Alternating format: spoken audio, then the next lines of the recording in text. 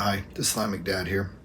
I'm going to do a video on an aspect of covert narcissism that is rarely, if ever, touched upon, but I think that it's interesting enough that it's worth doing a specific video on, and that is covert narcissists and their pets. If you enjoy this channel, you find my videos helpful, please subscribe. It does help me out a lot. So one of the things that was kind of off, in my opinion, about my ex-girlfriend was her relationship with her cats. I didn't think anything of it until I stumbled across a TikTok or something where someone had mentioned the same issue with their covert narcissist. And so again, right there, I kind of have to agree, there seems to be a distinction between the overt narcissist and the covert narcissist, and that special weird relationship they have with their pets. I'm going to real world examples.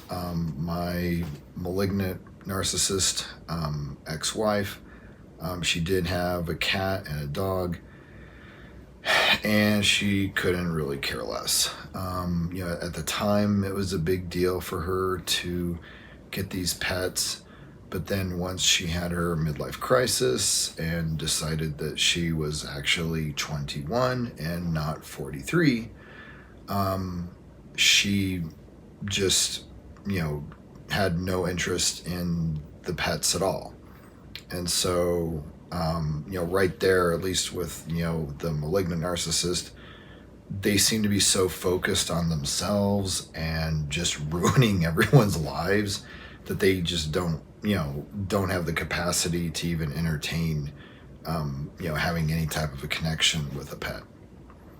My, ex-girlfriend, the covert narcissist, she was obsessed with her cats. She spoke to them like people. Basically,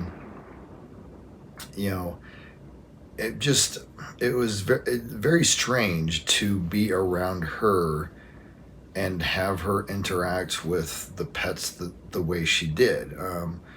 For example, this might just simply be considered, rude or something, but it might be something where she could be having a conversation with you, and if her, cat walked across the floor, she would immediately interrupt herself and start, and say, "Oh my God, look at that cat, blah, blah, blah," and just start talking about her cat and then go back to talking about you. Now, I'm sure that, people can, file that under the narcissist, getting like a subtle jab in, as a way of insulting the person that she was originally speaking to. Maybe. I don't think so, because that behavior only happened with her cats. I mean, she didn't do that about anything else when she could have easily done so. So, one example that comes to mind to give you an idea of like the weird relationship that at least, the covert narcissist in my life had with her pets was that when we first started dating, I'm, like I've said 100 times, I'm from an older generation, and so things like the guy paying for the first date, to me, that just, I don't even think about that. That's just, to me, that's just habit at this point. So it's not even a question for me. That's just like what you do. And then, as you continue dating, second, third, etc. dates, at that point, the woman can say, hey, let me pay for it this time, or hey, let me, let's, go halvesies on this or something like that. And I dated plenty of other women, and so like this was just kind of the norm for me. And it was odd, and I mean, we're talking like way back when I first met her. That like I said, first date, I pay for everything. Okay, you know, nothing different. Second date, we go out, we do stuff, and I'm kind of, one of those things was like, the waiter brings the check, and I'm waiting for her to either grab it and say, hey, you got it last time, I'll get this one, or if I grab it to say, hey, here's my credit card, or hey, let's go, half on this. And she didn't. And I was like, okay, yeah, maybe she's just nervous and not really, on the ball about things. And the third date came along, same thing. Fourth, fifth, sixth. I mean, and the thing that's funny that you have to remember, like, this is during the honeymoon phase. This is during the love bombing phase. So at the same time that she's saying we're, star-crossed lovers, that she's never met anyone like me before, that, the universe conspired to bring us together, that she's never met anyone like me before, that she's never felt this way. The whole time she's doing this, she's not picking up the check or even offering. And finally, after a couple of months, I confront her on it. I do have my limits. And I said, hey, how about, I've been paying for everything for like the past 3 months. So how about from now on, we just work it out. So we, pay half and half, or, take turns or something like that. And of course, she was a narcissist. And so she took it very hard and very personal, and became extremely defensive, and argued with me about it, of course, and said that it was basically my fault that she had not paid or offered to pay for the past 3 months, because if I had wanted her to pay 50% or pick up the tab occasionally, I should have told her to do so. And I'm not, and again, I'm not getting that phrasing incorrect.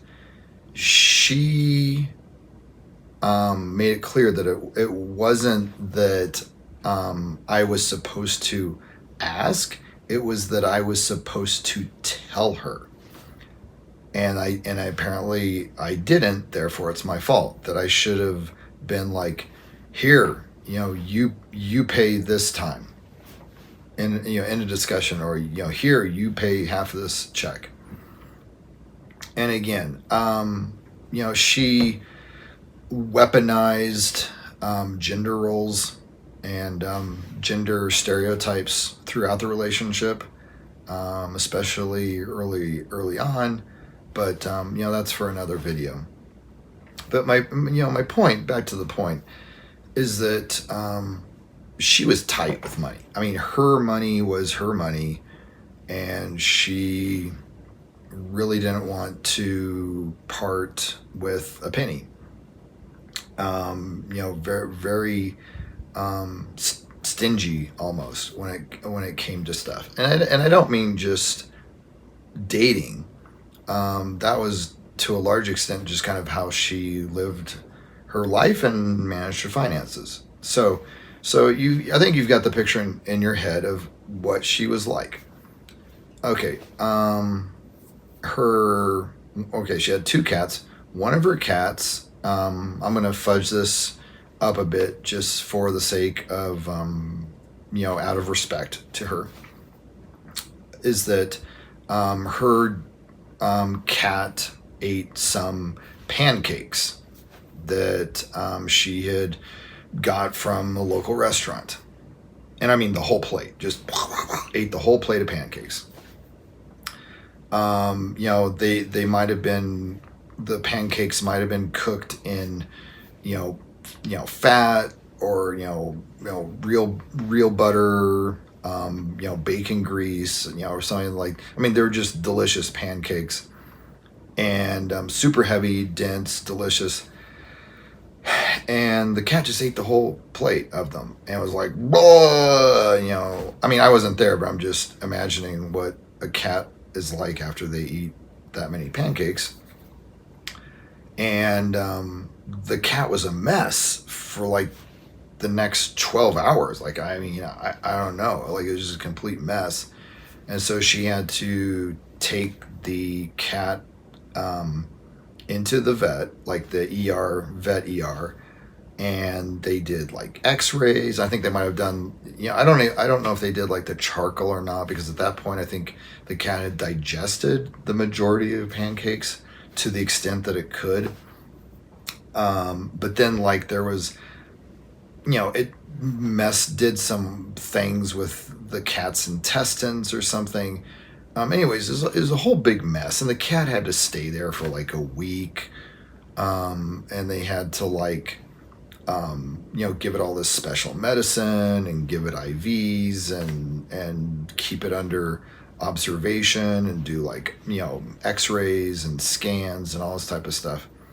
So anyways, does that for, a week. But, before they do this, they go to her and say, okay, look, this is what we need to do for your cat, because this is very serious, because cats were not meant to eat, pancakes cooked in bacon grease or something. And so, it was a pretty ritzy vet and stuff. They, tell her, like, okay, the bill's going to be $7,000. Okay, so, like, full stop. You remember how stingy she was. Like, this is someone who basically was ready to, like, have an argument or sabotage a relationship, versus offering to pay half for a dinner. That same woman, the covert narcissist, whipped out her credit card before the vet had even finished his sentence. And she was just like, do whatever you need to do. I cannot lose my cat. I cannot lose my cat. And the vet's like, okay. And so she paid like the $7,000, for her cat. Her cat, got all better and stuff. And the cat's, fine as far as I know, years later, as of today. But it really, throughout the relationship, just made me scratch my head, because I'm like, I mean, I don't have a crystal ball, but it's one of those things. I don't know if she would have paid $7,000 to have a sibling or a partner, a spouse, put through, all those medical procedures. I think she would have, like, hemmed and hawed and, like, tried to argue the price down, or, tried to do something else, or, gave herself an excuse and, drive away. But the fact that it was her cat, and she was just like, nope, not a second thought. And where I'm going with that, as far as the example, is just, I have to agree, and I'd be really interested to hear what other people's experiences are with their own covert narcissists in their life. But I think there's something weird between covert narcissists and their pets. And like I had heard it described, it's like, for the covert narcissist, it's like, it's like the perfect narcissistic supply on 4 legs. And it's just always there, unconditional, I mean, cats are cats, so maybe their validation is, puking on your bed or spitting up a hairball. But apparently, for people that own cats, that's wonderful. I'm a dog person, not a cat person. So, yeah, and again, to be clear, I'm not speaking specifically about cats. Just my ex girlfriend had a cat. But as far as like covert narcissists, I would assume that this is all pets for them. It might be their cat, it might be their dog, it might be their parrot or their tortoise or their, possum, I don't know, muskrat. Um, that there's just something there where, my guess is that the narcissist feels safe with the pet, and that, even if the validation is through barfing on the blanket and hairballs on the floor, the cat's never going to judge them. The cat's never going to, abandon them or say something that's going to cause narcissistic injury or something like that. And so I think that, and again, because of the weird way narcissists are with objects, in their minds versus like out in the world and like how they build relationships, maybe in their mind they have these like deep connections with their cat, and the cat's just like, barfing all over the house. But in their mind, they're like, oh my God, my cat, would never abandon me. And so again, I'm just guessing here, but I do think that it's an interesting detail that not many people have touched upon or discussed, that I think is worth thinking about. I mean, and I'm being honest. Like, I would love for people watching this video to share stories if they have covert narcissists in their life who have had pets, and kind of just let me know like what the dynamic was with them, and was it as like odd that you would have someone who has no empathy and is just sabotaging everyone that they come in contact with, but then they would basically die to like save this pet. This pet. I mean, it's very unusual, and it's very kind of odd compared to like how they operate with respect to anything else in their life. So hopefully this video has been helpful, and if not helpful, at least entertaining.